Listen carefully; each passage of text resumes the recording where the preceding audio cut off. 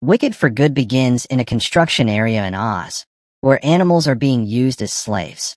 But to everyone's shock, the long-gone witch appears, fighting for the animals' rights as she frees all of them. A witness runs straight to the city, spreading the rumor that the witch has returned. Madame Morrible has a private conversation with Glinda, telling her to increase her public appearances because she can lift people's spirits during the Yellow Brick Road grand opening and the arrival of the Wicked Witch. Morrible gives Glinda a bubble carrier to hide her lack of magic and presents her with her own wand. The next day, the grand opening begins. Fiero is now the new captain of the Wizard's Guards, and he learns that he is engaged to Glinda. Even so, he doesn't like how the crowd talks badly about Elphaba. In the middle of the event, Elphaba uses the clouds to expose the wizard, but Madame Morrible quickly changes the sky before anyone can look up. In a dramatic chase, Elphaba hides in the woods and blends in with the branches, fooling the guards completely. Meanwhile, Nessa becomes the governor after her father's death, but she bans animals and even munchkins from living in Oz so Boq won't leave her. Boq doesn't realize this, and he doesn't seem to like Nessa anymore, believing Glinda is the one he truly loves. At the same time, Elphaba hears the voices of animals under the construction road. She goes down and meets her dear Dulcibert, who took care of her when she was little. Dulcibert tells her Oz is no longer safe for animals, and that escaping is the best option.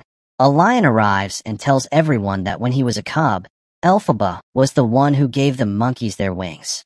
Elphaba doesn't deny casting the spell, saying she only wanted to save the cub and leave, but no one believes her. Later, Elphaba goes to visit Nessa, who wonders why she came. Elphaba explains she needs her help to convince the city that the wizard lied to them.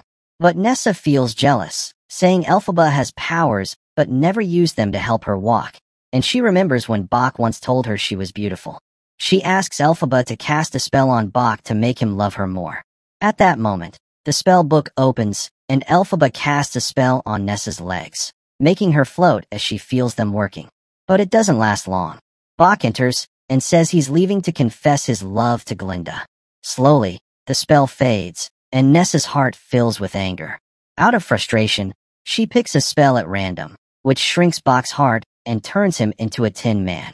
Elphaba tries to help, but spells from the book cannot be reversed, so she leaves to seek help elsewhere. When Boq wakes up, Nessa blames everything on Elphaba, and Boq goes out seeking revenge. Eventually, it is time for Glinda's wedding. People call it more than a wedding, a gathering of hope. Elphaba comes only to see her, but Glinda urges her to meet the wizard, although Elphaba disappears soon after. Later, Elphaba meets the wizard and threatens him, saying he must tell everyone he has no powers and cannot read the grimoires. The wizard insists no one will believe her and asks her to join him instead.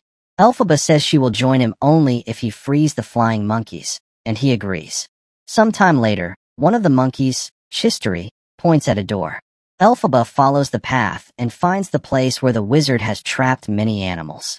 She also finds Dr. Dillamond, who can no longer speak. The wizard walks in, saying animals cannot be trusted. Seeing all this, Elphaba's emotions explode, and she angrily frees the animals. They interrupt Glinda's wedding. The wizard runs to his office, and Elphaba and Fiero follow him. Fiero traps the wizard in a large cage. Glinda arrives and realizes Fiero and Elphaba are in love. Fiero chooses to go with Elphaba to safety. Madame Morrible comes in and frees the wizard, then uses her powers to completely change the weather. At their hiding place, Fiero and Elphaba confess their love for each other.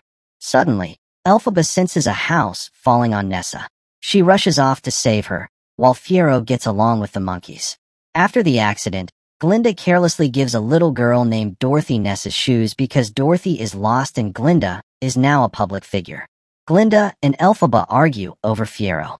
Guards arrive and arrest Elphaba. Fiero apologizes for wasting time, and Elphaba realizes Glinda was involved.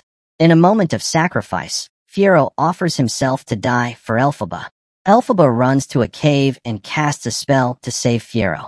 Sometime after, the wizard sends Dorothy, Boq, and the lion to find Elphaba. Feeling suspicious, Glinda goes to Madame Morrible and learns Morrible caused Nessa's death.